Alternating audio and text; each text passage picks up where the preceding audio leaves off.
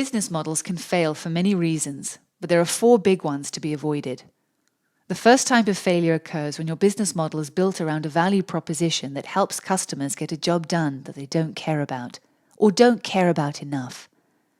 This sounds trivial, but haven't we all experienced entrepreneurs and executives that get deeply excited about a value proposition that is removed from the customer's reality? Something that customers just don't care about. Illustrations of this type of failure are the infamous Segway, a personal transportation device, the Apple Newton, an early PDA, or Flow TV, a portable device by Qualcomm that comes with a mobile TV service. All 3 examples were very expensive flops, and one cost over $1 billion.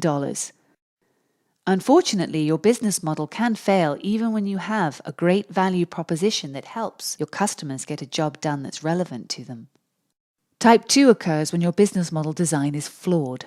For example, you're guaranteed to fail when your costs to acquire customers, so-called customer acquisition costs, are higher than what you can earn from them directly or indirectly over time. This is called their customer lifetime value.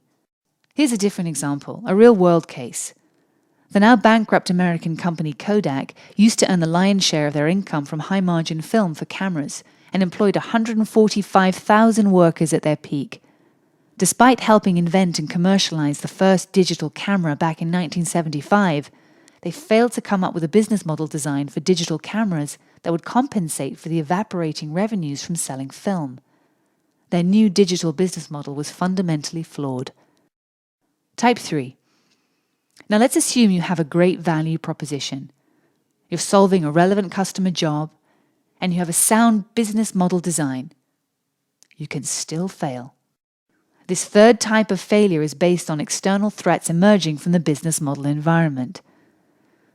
Your competitors might offer a similar value proposition at a substantially lower price because they have a business model with different economics.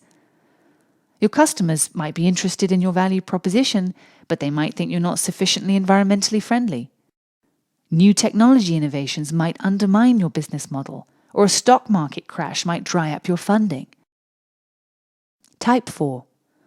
Even with all the fundamentals in place, there is still one big potential for failure: poor execution.